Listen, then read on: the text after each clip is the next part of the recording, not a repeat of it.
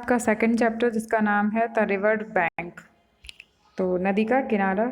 इस चैप्टर को हम ऑलरेडी समझा चुके हैं, तो आज हम आपकी एक्सरसाइज बता रहे हैं। तो स्टार्ट करते हैं एक्सरसाइज। यहाँ पे आपके फिल इन द ब्लैंक्स दिए गए, ये आपके बुक में भी दिए गए हैं, आप लोग चाहो तो वहाँ से भी देख सकते हो। तो लेकिन मैंने यहाँ पे फिल कर दिए हैं, तो आप लोग देख लीजिए। Jumping with light the mole pursued his way across the meadow. जो मोल है वो खुशी से किनारे किनारे जो यानी घास का मैदान था, तो वहाँ पे चल रहा था। इसका मतलब ये है, मीडो मतलब होता है घास का किनारा, जो मैदान है उसी का area. By the side of the river the mole trotted until he sat on the bank. इसका मतलब है कि जो मोल था वो नदी के साइड साइड इतने धीरे धीरे चल रहा। ट्रॉटेड मतलब होता है धीरे धीरे चलना, और जब तक धीरे धीरे चला तब जब तक वह थक नहीं गया, और वह जाके कहाँ बैठ गया, नदी के किनारे। ही सेट ऑन द बैंक, और नदी के एक किनारे पर बैठ गया।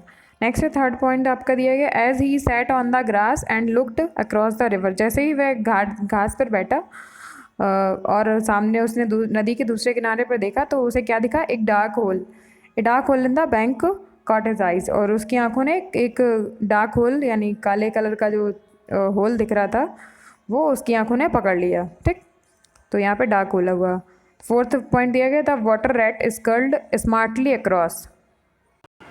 स्कर्ल्ड मतलब होता है कि चप्पू चलाकर आना। ठीक है, तो जो वाटर रैट था जो नदी के उस तरफ रहता था, तो बहुत ही चतुराई से नदी के दूसरे किनारे आ गया चप्पू चलाते हुए। जो नदी जो हम लोग जहाँ जब शिप में बैठते हैं, तो चप्पू टाइप के होते हैं, वो उससे पानी को आगे की तरफ आगे या पीछे करते रहते हैं, तो उससे क्या है, जो नाव है वो आगे पीछे बढ़ती रहती है। तो स्कर्ल्ड में तो मीन्स होता है वो चप्पू, चप्पू जिसे बोलते हैं। ठीक, तो the mole waggled his toe from sheer happiness, spread his chest with a sigh of full contentment, and leaned back blissfully into the soft cushions. या इस लाइन में ये बताया कि जो मोल था वो अपने जो टो थे यानी पंजे थे, वो वैगल में तो होता है हिलाना, बहुत ही खुशी से हिला रहा था, और उसे बहुत ज़्यादा खुशी का एहसास हो रहा था। और इसका जो सीना था वो इस तरह से गहरी सांसें ले रहा था जैसे कि उसे बहुत ज़्यादा खुशी मिल रही हो। कंटेनमेंट होता है बहुत संतुष्टि, यानी बहुत से संतुष्टि मिल रही है, संतुष्टि मिल गई थी पूरी। एंड लीन बैक ब्लिसफुली, और बिल्कुल सुखद पूर्वक, यानी ब्लिसफुली मतलब होता है बिल्कुल खुशी से, वो कुशन यानी जो तकिया था उसके ऊपर उसके बैक पे लेटा हुआ था पीठ के बल। ठीक, तो इस लाइन का यही मतलब था। नेक्स्ट बी वाला जो कंप्लीट द सेंटेंस, ये आपको बुक में देख के ही आगे की लाइन फिल कर लेनी है इसी में। ठीक है, नेक्स्ट देखते हैं मैचिंग। तो ए पेल ऑफ, इसका होगा वाइट वॉश। पेल मतलब होता है बाल्टी, तो वाइट वॉश मतलब होता है जो सफ़ेदी होता है, हम लोग पुताई करते हैं, पेंटिंग करते हैं, तो उसी की सफ़ेदी की क्या है, बाल्टी है। तो एक कैरल ऑफ, कैरल जो होता है वो चिड़ियों का गुंजना होता है, या फिर चिड़ियों का गाना, जो चिड़ियाँ गाती हैं उनको उसको कैरल बोलते हैं। ठीक, तो डार्क क्या था, डार्क होल था। टेनी क्या था, टेनी इसका स्टार थे, इसकी आंखें जो थी वो एक सितारे की तरह चमक रही थी। तो थिक सिल्की हेयर, सिल्की क्या थे, उसके जो चूहा था उसके बाल थे। और स्मॉल लीड क्या थे, जो चूहा था उसके कान थे। ठीक, ये हो गई आपकी मैचिंग। अब यहाँ पे कंपैरिजन दिया गया एज ए सिमिली। सिमिली क्या होता है, जो हमारे तो इस वाले क्वेश्चन में दिया गया है सिमिली एज जैसे टिनी एज ए स्टार, यानी जो छोटा है उसको स्टार से कंपैरिजन किया गया, यानी समानता तुलनात्मक चीज़ें दी गई हैं यहाँ पे। तो ऐसे ही यहाँ पे और भी वर्ड्स दिए गए, इनको आपको तुलना करनी है। तो रेड कलर की तुलना आप किससे करते हैं, ब्लड से। जो ब्लड होता है वो रेड कलर का ही होता है। तो ऐसे एप्पल से भी कर सकते हैं, क्योंकि एप्पल भी रेड ही होता है। ठीक है, ऐसे ही एज ए वाइट सफ़ेद ऐसा जैसे कि बर्फ़। येलो, येलो यानी पीला ऐसे जैसे कि संतरा या फिर नींबू, मौसम्बी ऐसे। तो यहाँ पे आपको एक एग्जाम्पल पूछा गया तो वही मैंने यहाँ पे लिख दिया। एज ब्लैक, काला ऐसे जैसे कोयला, कोल यानी। एज ब्लू, एज नीला ऐसे जैसे आसमान। एज ग्रीन, ग्रीन ऐसे जैसे ग्रास या फिर चिली।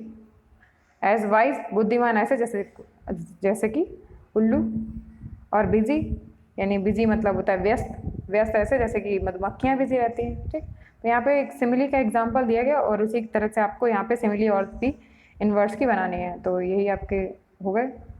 नेक्स्ट देखते हैं क्वेश्चन आंसर आप इस चैप्टर के। तो चैप्टर में फर्स्ट क्वेश्चन दिया गया यहाँ पे, what was the mole tired of. Mole क्यों कैसे थक गया था। तो mole was tired of because he was doing spring cleaning of his little home. Mole इसलिए थक गया था क्योंकि वह अपने घर की सफाई कर रहा था, और जो वसंत ऋतु की सफाई उसके घर की हो रही थी, वो खुद ही कर रहा था, तो इसीलिए वो थक गया था। तो नेक्स्ट है, where did a tunnel take him. जो टनल थी यानी जो सुरंग थी वो कहाँ ले जा रही थी। हाउ डिड ही फील, उसे कैसा महसूस हो रहा था। तो जो टनल थी उसको उसके घर से बहुत दूर, the tunnel lead him away from his home, यानी जो टनल थी यानी जो सुरंग थी वो उसके घर से बहुत दूर से ले जा रही थी। एंड द ऑन द मीडो, यानी कि घास के मैदान में ले जा रही थी, जो जहाँ पे वो आपने देखा था स्टोरी में सुना था कि जो मोल है वो अपने घर से चलता है और कुरेदते हुए गड्ढे को करोसते हुए ऊपर की तरफ निकलने का प्रयास करता है, और वो लास्ट में कहाँ निकलता है कि एक घास के बड़े से मैदान में। और ही फील्ड हैप्पी, वह बहुत खुश होता है, because it's better than white washing, क्योंकि वह जो वाइट वॉशिंग अपने घर की पुताई कर रहा था उससे ज़्यादा अच्छा माहौल था बाहर, इसलिए वो बहुत ज़्यादा खुश था। नेक्स्ट है, this why did the mole feel that resting alone is not happiness. Mole को ऐसा क्यों लगा कि जो घर पे आराम करना जो है अकेले वो खुशी नहीं है, और सबको देखना उसको इसलिए ऐसा क्यों लगा क्योंकि वो बाहर जब देख रहा था वो खुद फ्री होके घूम रहा था और दूसरों को देख रहा था कि वो लोग काम कर रहे हैं, तो उसको उसमें ज़्यादा खुशी मिल रही है, इसलिए इसीलिए उसने कहा mole felt that resting alone is not happiness. Mole को ये एहसास हुआ कि जो अकेले घर पर रेस्ट करना है, आराम करना खुशी नहीं है। खुशी किस में है, दैट डे, क्योंकि ही वॉज वेरी हैप्पी, उस दिन वह इसलिए हैप्पी था क्योंकि वह बाकी लोगों को जो उसके साथी थे उनको काम करते हुए देख रहा था। To see all the other fellows busy working, जो उसके अदर साथी थे उनको काम करते हुए वह देख रहा था। नेक्स्ट है 4 वाला क्वेश्चन देखो, डिस्क्राइब द वाटर रैट के बारे में बताओ। तो वाटर रैट के बारे में यहाँ पे दिया गया है, the water rat had A round face, उसका गोल चेहरा था, विद विस्कर्स, उसकी मूछें थी यानी चेहरे पे हल्की थी, और स्मॉल नीट ईयर्स, उसके जो कान थे छोटे छोटे, एंड थिकी सिल्की हेयर, और मोटे से बाल थे। ठीक, नेक्स्ट देखते हैं। नेक्स्ट है इसका 5 question, where did the water rat take the mole. जो वाटर रैट था वो मोल को कहाँ ले गया और कैसे ले गया। तो यहाँ पे आंसर दिया गया, the water rat took mole in his boat. Water rat था वो अपनी बोट में बिठाकर और मोल को ले गया था। टू शो हिज लाइफ, अपनी लाइफ को दिखाने के लिए, and it's way along the river and river side life, और जो उसके रास्ते थे नदी के आसपास के किनारे थे, और उसके नदी के आसपास के जो लिविंग यानी जो लिविंग लाइफ थी उसको दिखाने के लिए कौन ले गया था, द वाटर रैट ले गया था मोल को। ठीक, नेक्स्ट देखते हैं question, why did the water rat not want to live near the river bank. Water rat जो था वो क्यों नहीं रिवर बैंक के पास रहना चाहता था, क्योंकि वो जो वाटर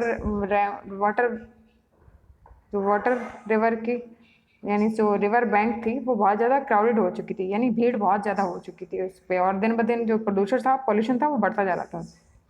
इसलिए the water rat did not want to live near the river bank because the bank is so crowded nowadays, क्योंकि जो रिवर की बैंक थी वो बहुत ज़्यादा क्राउडेड हो चुकी थी, यानी भीड़ भाड़ बहुत ज़्यादा वहाँ पे हो चुकी थी, और गंदगी भी बहुत ज़्यादा होती थी, इसीलिए जो वाटर रैट था वो वहाँ पे नहीं रहना चाह रहा था। ठीक, तो ये रहे आपकी पूरी चैप्टर की एक्सरसाइज और plus question answer. Thank you, I hope आपको समझ में आया होगा। Thank you.